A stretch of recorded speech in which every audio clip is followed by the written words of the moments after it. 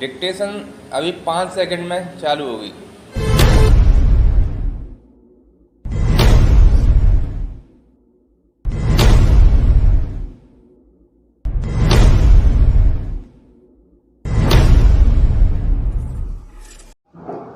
भाग 8 अभ्यास संख्या 57। सभापति जी, मैं यह निवेदन करना चाहता हूं कि विकास के लिए हम जिस मात्रा में पूंजी का निवेश कर रहे हैं उस मात्रा में हमारे देश में उत्पादन नहीं बढ़ रहा है।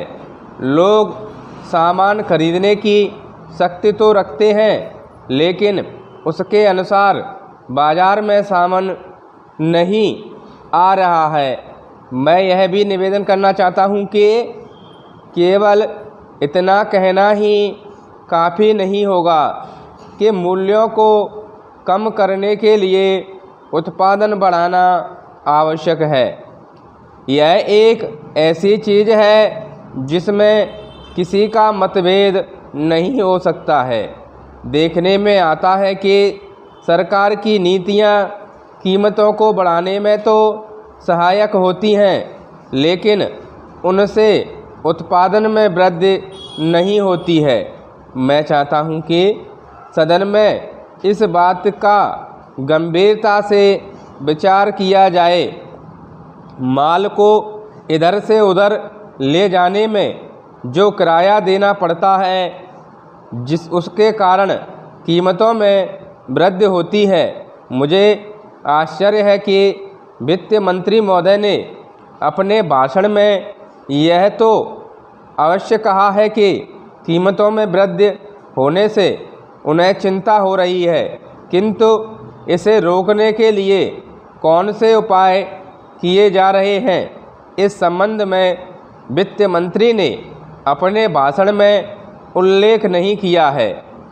मैं उनकी इस बात से सहमत नहीं हूं कि थोक मूल्यों में लगभग 8% की वृद्धि हुई है। इससे अधिक वृद्धि हुई है। पैरा अपने बजट भाषण में वित्त मंत्री जी ने विदेशी पूंजी को अधिक मात्रा में निमंत्रण देने की बात कही है।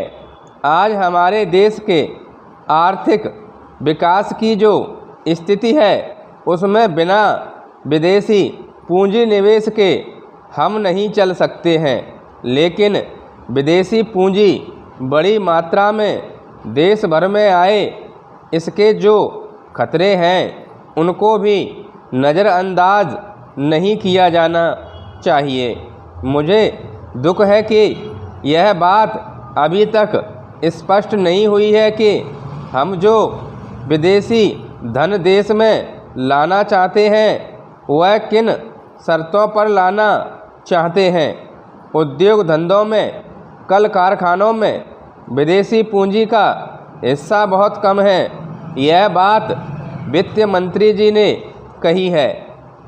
ध्यान देने की बात यह है कि विदेशी धन पर हमारे देश में जो मुनाफा हो रहा है वह अन्य देशों की तुलना में काफ़ी है, और यदि विदेशी पूंजी मुनाफे के लिए देश में आना चाहती है तो उसे अभी काफ़ी सुविधा दी जा रही है।